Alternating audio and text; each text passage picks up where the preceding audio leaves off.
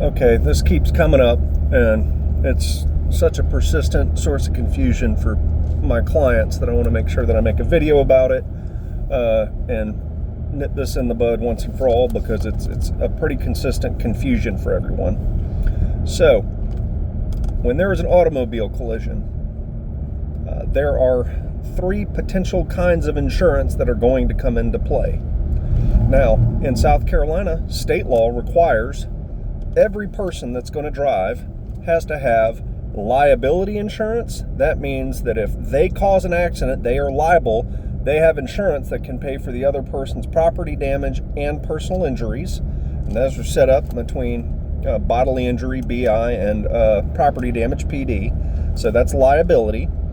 But the other thing that the state requires is that you have uninsured motorist coverage, so that if the person that hits you doesn't have liability insurance, their insurance lapsed, they're bad people that said heck with it, they're just going to drive without insurance, you are still covered for your property damage and your bodily injury.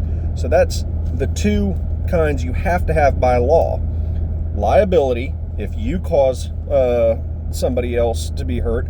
Uninsured, if the person that hit you doesn't have liability insurance, your own insurance will pay.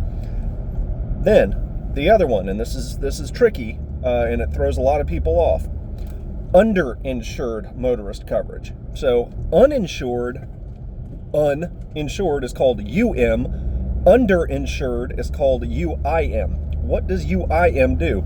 Well, if you think about it, it's kind of what it sounds like. If the other person does have liability insurance, they're not uninsured, they have liability insurance, but it's not enough to cover your damages. Let's say you've got a very nice car, you got a $50,000 car, and they only have a $25,000 policy. Well, you got a problem. They'll pay off $25,000 immediately, and then you don't have enough money for your vehicle. Well, that's bad. So you certainly want to, for the vehicle portion of it, you certainly want to make sure that you've got enough underinsured motorist coverage to handle the property damage. But, vehicles are one thing. Let's just say it's a nightmare scenario where you get rear-ended and you get real hurt. We're talking, let's say you have a broken hip. I'm not going to say a broken back, but a broken hip. And you miss 3 months of work and you have surgery and your medical bills run into, nearly $100,000. Well, that other person only has $25,000. Hey, I'll get that $25,000 for you real quick. And then you're just going to be sitting on a bunch of medical bills and almost nothing for your pain and suffering. That's not going to help you. So you are not required to have underinsured motorist coverage, UIM, but it's an additional coverage, and I have it, and I recommend that I recommend to everybody that they get it. Now, the issue that I often run into, and it drives me nuts, is there will be an accident where there's not enough liability coverage for my clients. They have UIM, underinsured motorist coverage, and then they get real upset with me, and they say, "Why are you filing a claim against my insurance?" And I say, because that's the whole reason that you got the UIM, was for this very circumstance. You've been paying premiums for as long as you've had this coverage. In some case, decades. You've never taken advantage of it because, thank God, you never got injured. This is the time to take advantage of it. And all of a sudden, you're worried about spending your insurance company's money. I don't know why you're worried about their money when you've been paying them for this exact scenario. And then something people will often get hung up on, they say, well, that'll raise my rates. Well, no, not really, because if it's underinsured, it means you didn't do anything wrong. You're just taking advantage of a premium that you've paid for. And, I think I said A. If B, then the other one is, if they raise your rates, fire them and get into a different insurance company. But they don't raise rates because it doesn't make any sense to do that to you when all you did was take advantage of the policy that you paid for. If your house burned down, you wouldn't say, well, I'm not going to use my fire insurance because I don't want my fire rates to go up.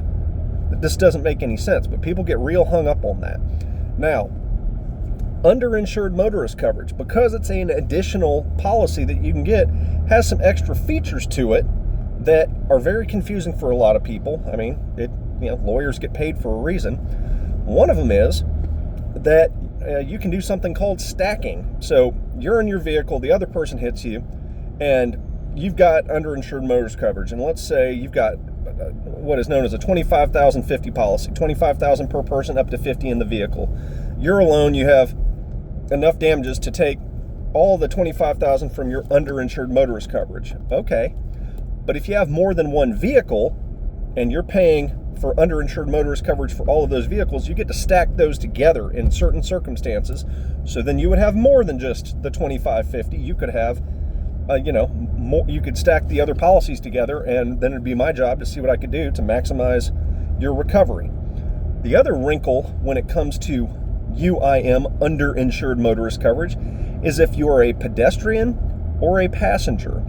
And the law in South Carolina makes it so that if you are a pedestrian or passenger, so you're not using your own vehicle, you are still allowed to reach over and use one policy of underinsured motorist coverage.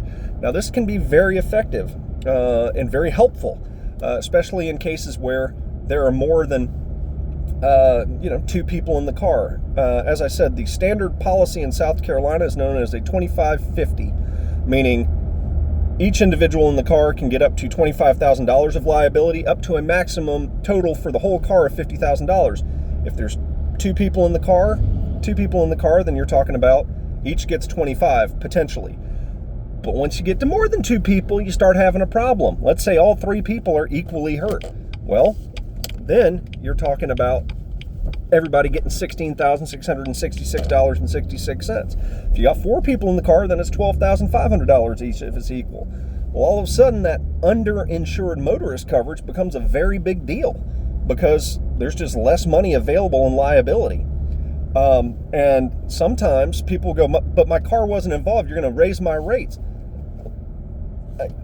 A, as I said, that should not happen. And B, if it does, get another insurance company. But C, why would you turn down recovery for thousands, if not tens of thousands of dollars, which you will never pay in, premiums for, in a standard lifetime for underinsured motorist coverage? You got to do it. I mean, that's what it's literally what's there for. That's a benefit of underinsured motorist coverage. And again, I get baffled when people get so worked up about, no, it can't be against my insurance, that'll raise my rates. That's not really how it works. And again, if the insurance company convinced you to purchase underinsured motorist coverage, and it's a separate premium, you can look on your bill, you've been paying those premiums, why wouldn't you have them pay out in the instance where it's supposed to pay out? It doesn't make sense. If you said it about fire insurance, hurricane insurance, flood insurance, nobody would think that. But for some reason, it's a persistent issue that I have to deal with clients, that they are terrified of the insurance company paying them the money that they have requested through a policy that they've paid for. This is what it's for. I've never had a situation where I've lost a client because they just refuse, but I've come close because people get real hung up in their heads and they're just flat out wrong about it, unfortunately.